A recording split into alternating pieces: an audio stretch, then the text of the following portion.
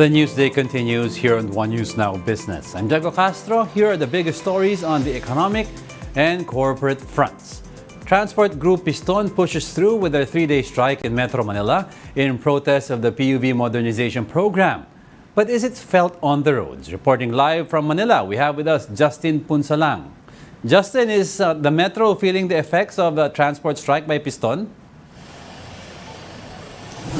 Diego, the Group Piston and other jeepney drivers started their day early this morning to prepare for the 3-day strike here in Manila. However, many drivers decided not to join the protest. All 80 drivers and operators of jeepneys plying the Guadalupe and Leon Ginto route joined the first day of the transport strike. They said they are one with Piston in protesting the year-end deadline for consolidation of jeepney units to a cooperative or corporation. Protesting drivers say that though they won't have any income in the coming days and passengers will be affected by the strike, more people will benefit from today's protest. Drivers explain that commuters will have a harder time finding public transportation should traditional jeepneys be forcibly phased out. They add that it would be unfair for traditional units to be removed from the roads when they worked so hard and spent so much in maintaining their units. However, the transport strike is hardly felt along Taft Avenue. Despite the rush hour, many drivers are still unable to fill their jeepneys with passengers. Diego, some of the jeepney drivers that we have spoken to said that they decided not to join the protest because they still need to make a living and have something to provide for their family at the end of the day. However, for those Manileños or going to Manila that will be experiencing the negative effects of the transport strike, never fear, because the Manila LGU and the Manila Police District have your back because they are providing free shuttle services for those who will be affected and will be stranded. Diego? Thank you for those updates. That was Justin Punsalang reporting live from Manila. Economists' inflation expectations for 2024 slightly declined as they now expect average inflation to settle at the upper end of the Bangko Central's target band. A BSP survey of external forecasters in November showed that analysts now expect inflation to fall at 4% from 4.1% previously. The new forecast is now within the central bank's 2 to 4% target.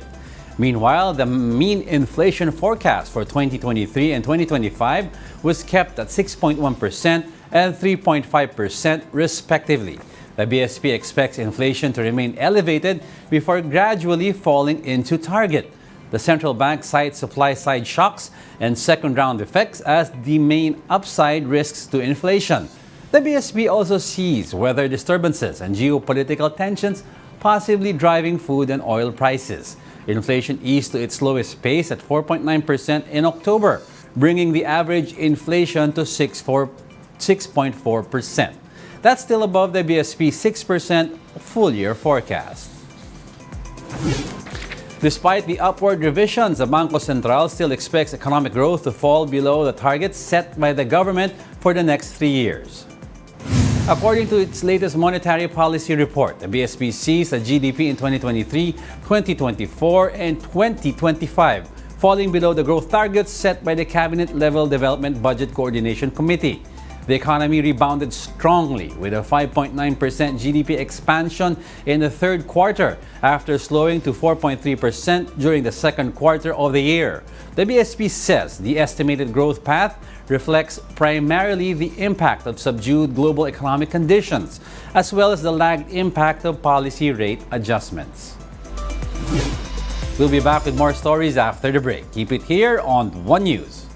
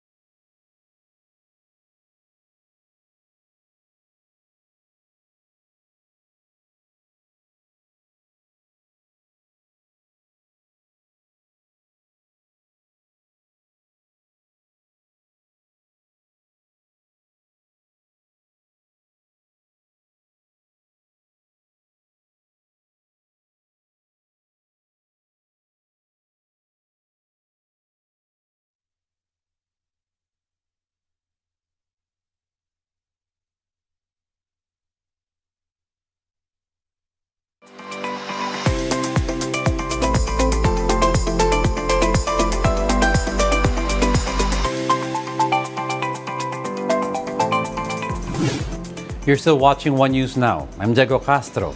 Several businesses have raised concerns about the possible impact of geopolitical tensions between the Philippines and China on the country's bilateral trade relations. Here to give us his insights on this matter, we have with us live via Zoom George Manzano, Associate Professor of School of Economics at the University of Asia and the Pacific. Good morning, Prof. Thank you for joining us. Good morning, Diego. Thank you for having me here. Okay, Prof, let's get right to it. As mentioned, some businesses have expressed concern over how geopolitical tensions between the Philippines and China are affecting bilateral trade. Now, is there a cause for concern? There's always a cause for concern, especially when trade is involved. Trade, we know, is good for countries. And so if there's going to be some tensions that will spill over into trade sanctions or trade disturbances, it will be bad for both partners, the Philippines and China, for that matter. And if we go back to some historical developments, that may occur, especially there could be some issues with respect to non-tariff barriers, making it difficult for products to access the markets of both partners, especially in China in the past when we had issues with the bananas. And Prof, how, just to explain to our viewers now, how important of a trade partner really is China? Well, China is a very important trade partner for the Philippines. First of all, it's our number one source of our imports, and it is the third market for our exports. When it comes to relative importance, of course, trade is important for both, but trade is more important. Trade with China is more important to us than would we Philippines be to China. China is we import that China accounts for around in 2022 like 20% of our total imports, and it is our number three, 13.9 or 14% of our total exports last year went to China. China, on the other hand, basically we are, I think, China's imports, our share in China's total imports is less than 1% in 2022, and our share in China's exports is less than 2% of their total exports. Okay. To that extent, you can say China is more important to us than we to China when it comes to trade issues. Now, China is also important in the sense that our number one imports from China would be electronics and machineries, and which our number one, I think, exports to China would be the same, except that in order to export our electronics, we need to import the parts and components. And so these raw materials, mainly parts and components, will be, China is a very important source for all those products. And if we curtail their supply from China, it will compromise also our level of exports to China and other parts of the world. Given what you just said, Prof, now that how important China is to us, now can the Philippines, can we afford moves like trade sanctions? For example, should China react negatively against the admin's US pivot, considering the competitiveness of Chinese products in the global market? It would be difficult. Usually trade sanctions work if you are a large country or a large player. Either that or you have influence on other partners for China to follow your lead. However, if you're not a very big player, you're a small player in the economy, it will be very difficult to have sanctions because if you're a small player, then some other supply could basically substitute for your supply. So in that sense, it's relatively, it's a big versus small type of importance that may not play in our favor. Okay, and now given the current geopolitical landscape, what are the considerations for the Philippines in diversifying its trade portfolio, and what alternative markets are suggested by economists and experts in the field? Well, the first thing is that we have to improve our investment climate, investment attractiveness. As we know, as a result of the U.S. and China tensions, many multinational companies are deliberating and embarking on what we call the China Plus One strategy, in which they may keep their investments in China, but in order to diversify the risk, should there be tensions, especially between China and the US, which is in the midst of a not really all-out trade war, but war in terms of trade technology, they opt to go to sub-third countries. And for this, the beneficiary, one of the main beneficiaries is Vietnam. Okay. To the extent that we can get a piece of this investment flow potentially going out of China in the coming years, that will be good for us. No? So instead of relying much on China's raw material, we could produce it ourselves through the raw material. But China still remains to be the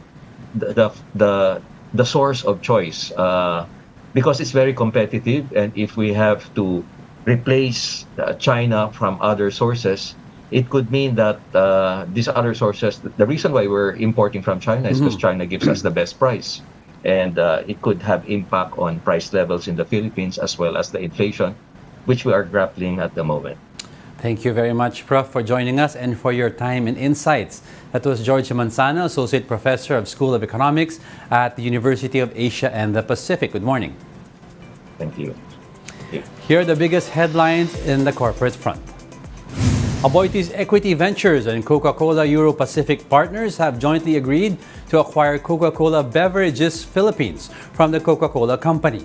Coca-Cola Beverages Philippines is the exclusive bottler and distributor of Coca-Cola products in the Philippines, valued at $1.8 billion. The proposed acquisition aligns with AEV's portfolio diversification strategy and is expected to close in the first quarter of 2024. Megaworld plans to sue its contractor, Datem Incorporated, due to additional costs from alleged delays in some of its projects. The company also maintains that it has, quote, not evaded any substantial claim for payments from Datem. That's after a Quezon City court ordered to freeze some Megaworld projects as Datem sought to collect 873 million pesos in what it said were unpaid dues. Holcim Philippines is set to be officially delisted from the local bourse on November 27. PSE said it had approved Holcim's petition for voluntary delisting and accordingly ordered the delisting of the company's shares from the PSE's official registry effective Monday next week.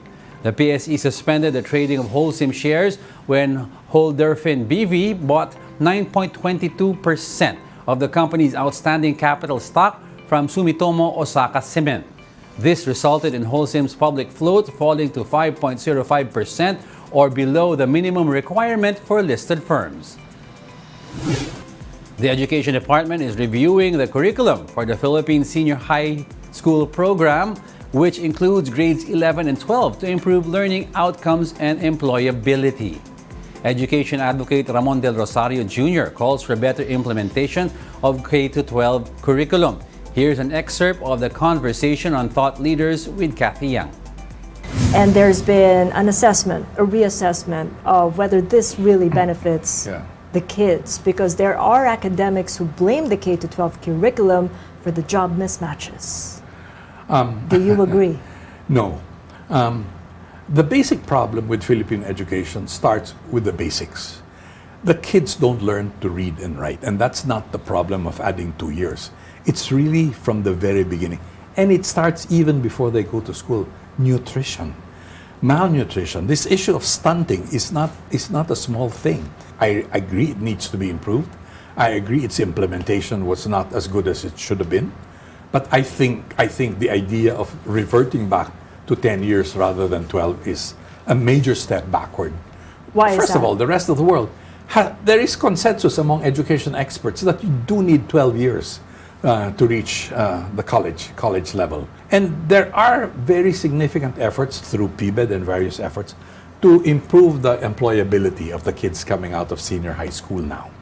We have been very active through PBED and with the support of groups like the Australian government and USAID in what we call workforce development efforts, teaming up with companies like Jollibee and others, trying to figure out what are the key, CCEP and these IT organizations are very active here, pinpointing the specific competencies that the kids need to get more of, and then trying to enhance the content, and also getting involved in the curriculum that the kids go through. Looking back, what would have been the better way to implement K-12 curriculum? Well, having that as hindsight. Well, there are issues from very basic things, like you know that one of the issues is this whole idea of mother tongue based instruction at the earliest years, and that is very crucial for kids to understand and to learn how to read and write, because of course if they do not understand what is being communicated to them, then they will not learn. So it starts with that, and we were not very well prepared to implement this mother tongue instruction, because I guess there was too much of an effort to fine tune it to too many dialects and too many courses. Perhaps the better way would have been to say there are, say, 10 major dialects throughout the Philippines, and you choose which is the most appropriate for the region. The idea of increasing the basic education period to 12 years, part of it was to decongest the learning experience. So again, it's congested, and that's why I think the appropriate thing is to have this education commission look at this whole system in a holistic manner and come up with an integrated solution to all of the problems of our education system. Catch a full interview on Thought Leaders with Kathy Yang this Tuesday, November 21 at 9 p.m. Philippine Standard Time, only here on the One News. And those are the top business stories of the hour. I'm Jago Castro. Join us again at 2 p.m. We are One News. All sides, all the time.